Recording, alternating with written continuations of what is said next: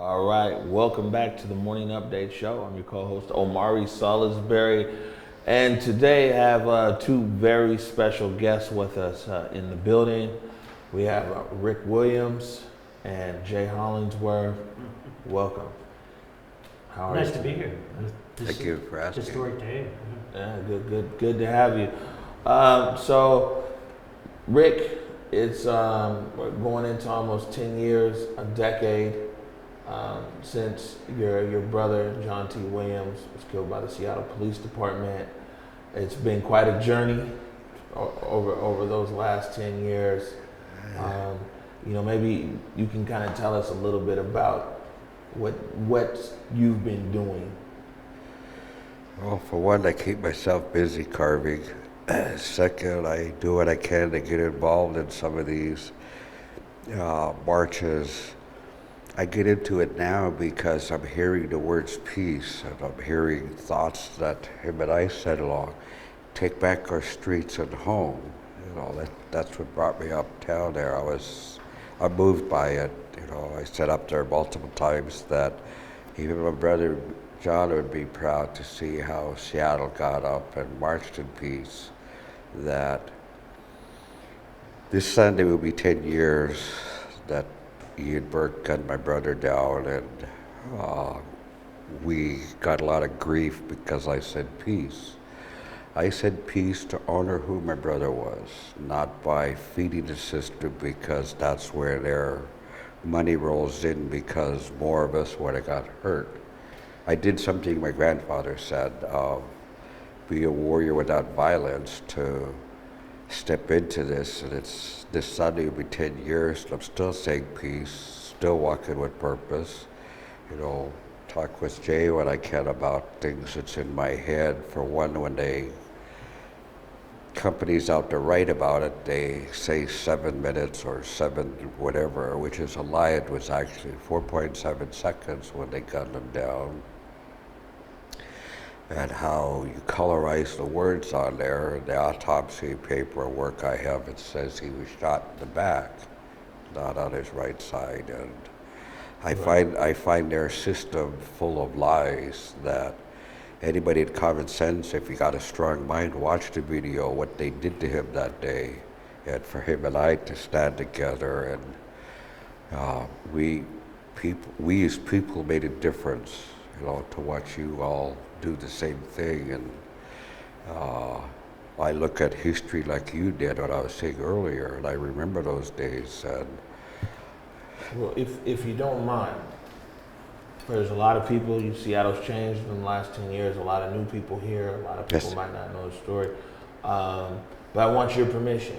But we have the dash cam video from that day, from the shooting, and just to let our audience know. You'll hear more audio than anything else. Yes. We'll go ahead and play the dash cam footage.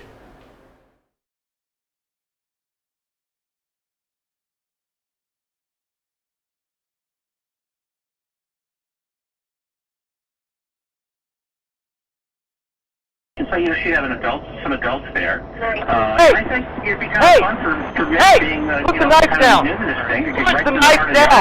Put the knife down. Same time. What a friend. John McGrath is always there for me, isn't he? What a guy. Go ahead.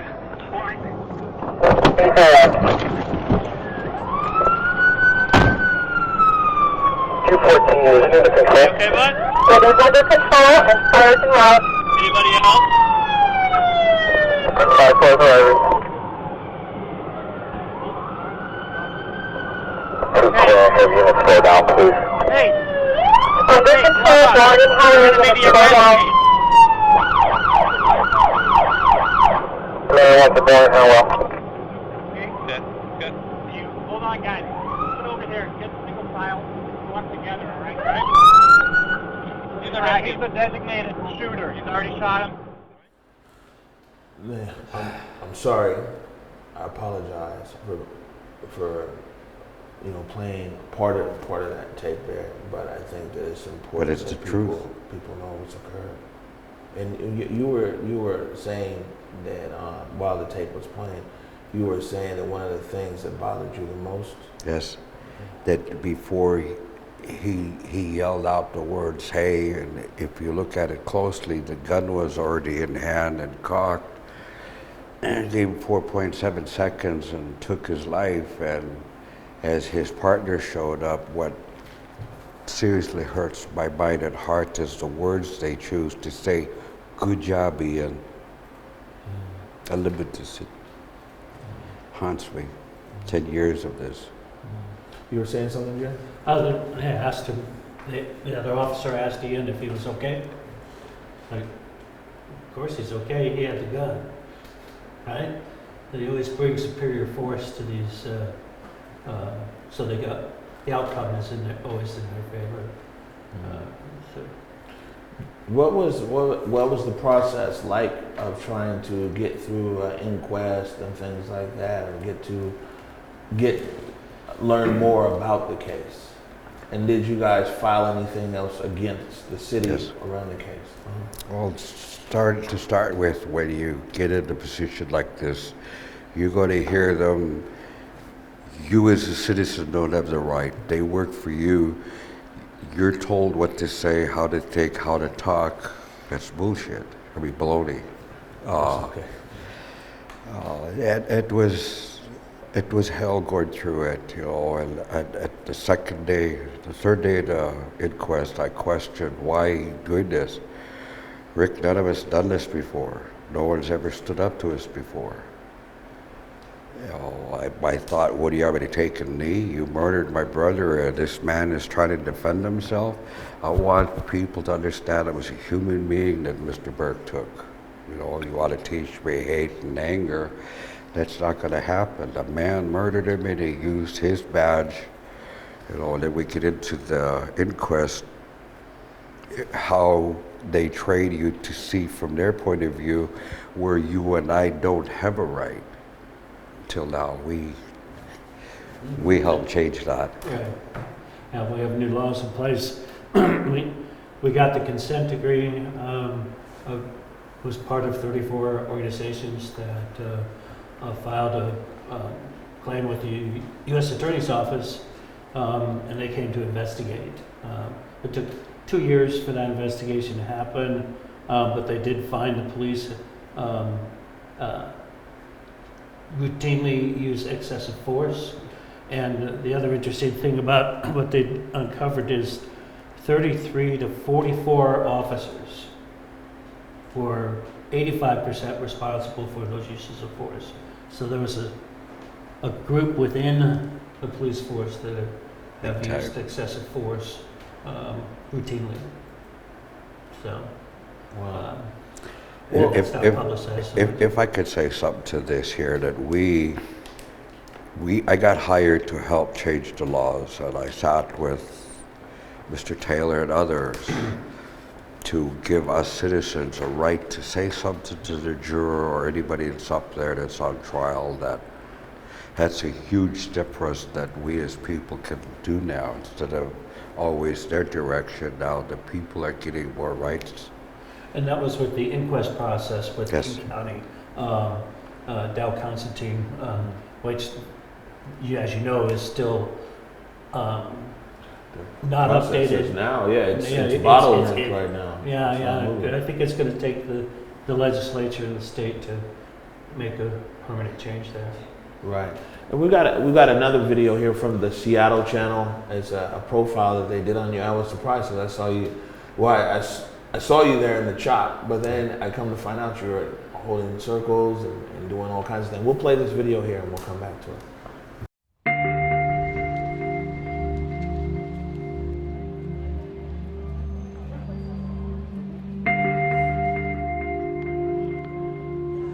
How do I feel? It reminded me of John. To watch the video, it hurt. I didn't want it to happen again like this. August 30th will be 10 years he's taken.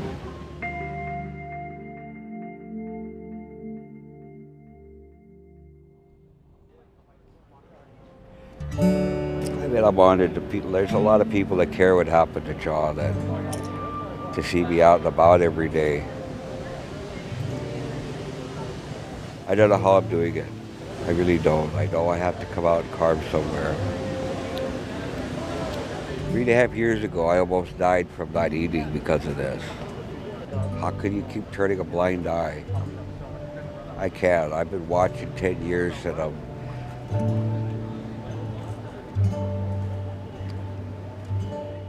I had to follow what my grandfather said.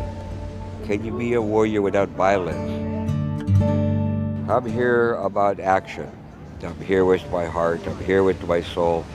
I'm here to back you up in any way I can to help you to see the changes that I've been saying for years. Rise. I don't want another family to go through this. I'll say it again, rise. Kind of old-fashioned and simple to the point, rise. And they have all over the world. I have enough pain to last me forever, and I'm honored I could still carve a joke about. I could just say, keep getting up. Don't step back. I haven't yet. So I know one of the things that you talk about a lot is peace. Yes. And I know being there at the chop was there in that video, a lot of what you were talking about there and meeting with the circles of people was about peaceful resolution. Yes. It's the only way you can make a difference. As you look back in history, how many years, decades have we been wanting equal rights and justice? The only way you're going to get it, step back, watch. When they shot John T. Williams, I had listened to what my grandfather said, and I did that. I mean, I got a lot of stress and grief for it, you know. By the community. But By the community, yeah, everybody was irate, but it took 10 years to get to where it's at now in my life. But it's been hundreds of years we've been asking for equal rights.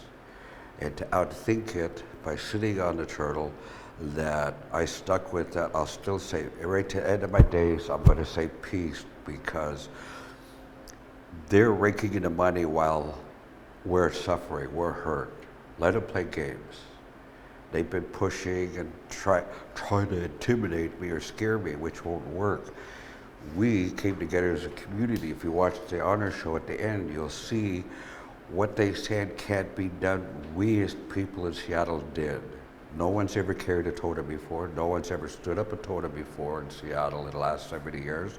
My comment was, this is my first big carving to honor the man that was taken from us. That's why I said peace. And now this, as you see, like I'm seeing, the young people stood up and they're saying peace, that it made a huge difference because the department's listening. I'm sure the mayor's listening and seeing it, that how morally wrong they did by just a gesture of peace. Now, you mentioned the totem, the John T. Williams honored totem. We got a few images here actually from Como. This was that 2012? Yes. 2012. Yeah. So this 2012 right here, this is the totem pole arriving down there on the waterfront and being carried to the Seattle Center and then placed.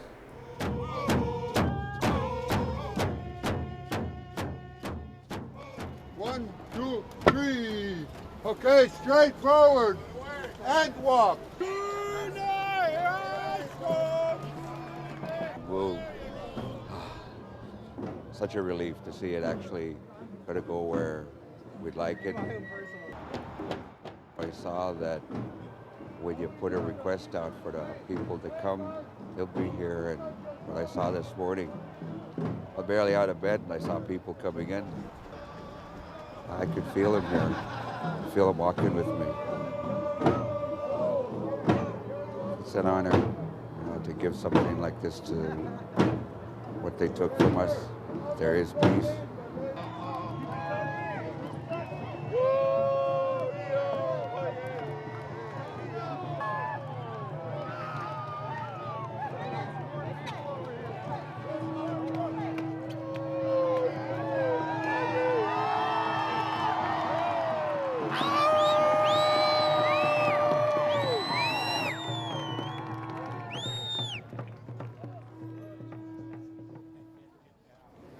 Long time. 2,000 some odd hours in this. They stayed up last night thinking, watching, asking the older ones for strength and thoughts that when it stands, my heart hoped it'll bring the people together. And that did. I feel him standing beside me right now, and I feel his hand on my shoulder, and he's at peace now. What does that totem mean to you? In 1950, 1949 era, as question asked about was carvers make always male eagle, so my granddad created this version of the male eagle, and the man was ivory carver, and no disrespect to Grandpa, I changed it to the master carver. And the raven was something my father did back in the 60s and 70s, and when he came to Seattle, he quit carving like that. I wanted the people to know who we are as seventh generation carvers in Seattle. Seventh generation Yes. carvers. Yes. Eagle Son's 8. Wow. Yeah. Wow. So in the center of the totem pole is carved, the wood carver is represented there.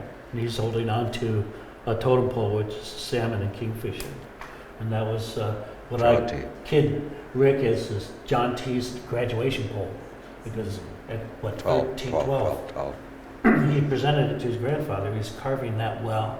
And his grandfather made him a master carver from then on. At 12 years old? At 12 Yes. years old. That's the kind of Because talent. the question was asked, can you carve a Yeah. totem pole without a pencil?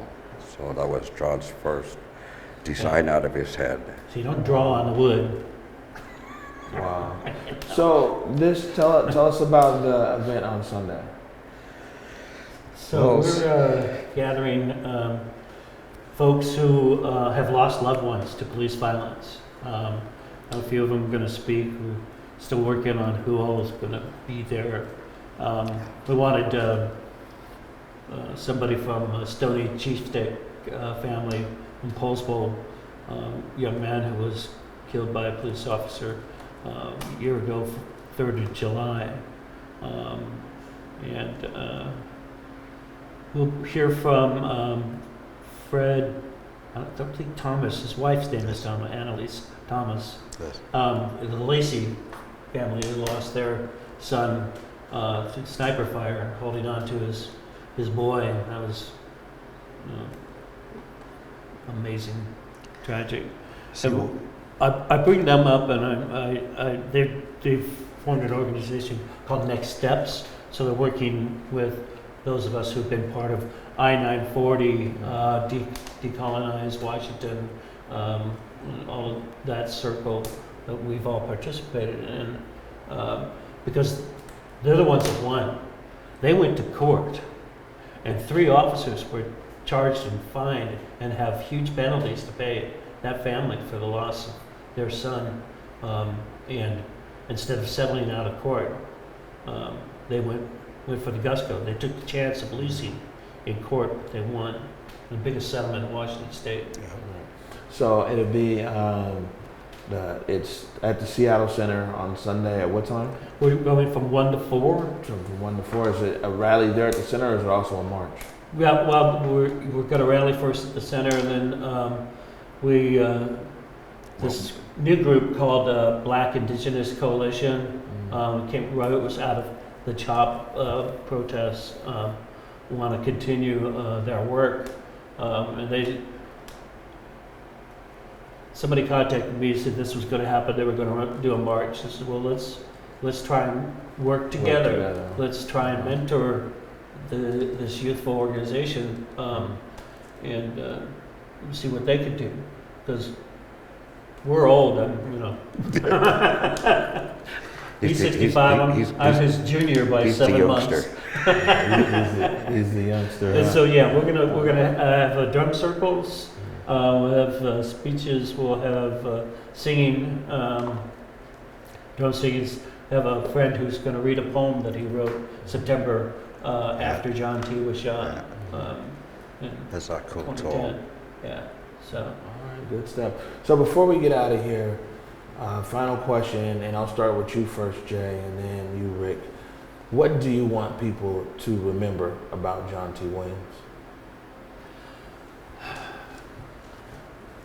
Well, that he's a human being, and his right to live was brutally taken away from him.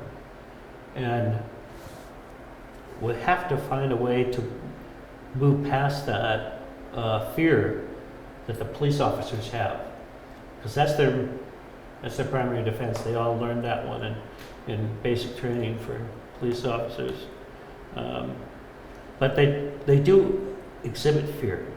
That officer who shot that kid in Ohio, he's fumbling with his gun and just totally freaked out because this child approached him with a plastic gun. We have to start by bringing humanity back into the police force. Like I said, the report said there are 44 officers doing most of the excessive force. Well, that means there's 1,600 other officers that are doing a good job, that aren't shooting weapons. But there are some good people. I have friends on the police force. Same here. So we just have to uplift our humanity, our life. That life is important. That Black Lives Matters means everybody matters, right? The reason Black Lives is highlighted is because they've been forgotten. They've been used for 300 years in this country or better, and stolen. Reverend Walden says that we were part of the stolen people, so that's where I'm always centered in what is human, what is the right to life, which we all have, given to us by the Creator. So we'll keep working. I'm on the task force to try to put some teeth into I-940 and get it deployed throughout the state, because there's a lot of people falling short still on that law, and it's been almost 2 years now. So, Rick, your brother, what do you want people to know? Well, what I want to share about John, other than as a carver and a seventh generation carver, is something he said January before 1970. It was just before midnight. And he said, "You're always talking of peace. You're always talking of great grandpa or grandpa's idea of being a warrior without violence. I want you to give your word to me to keep the peace when it's my time." It's like somehow he knew because he said he's going to die violent. If it's something I can do, I'll share the thought of being a warrior without violence. Keep the peace. Let the system play what they are, because they're raking in the dollars while we're hurt. Learn that John was sincere about peace. I wasn't like that though. I was the fixer, but the day they shot John, I could hear his voice with my grandfather. Be that warrior without violence. You gave your word to say peace. I've been walking in peace. And if there's something we can do, I'm here. I'll do what I can to help, to share thoughts of the old ways, what it meant, why they said warriors out of violence. And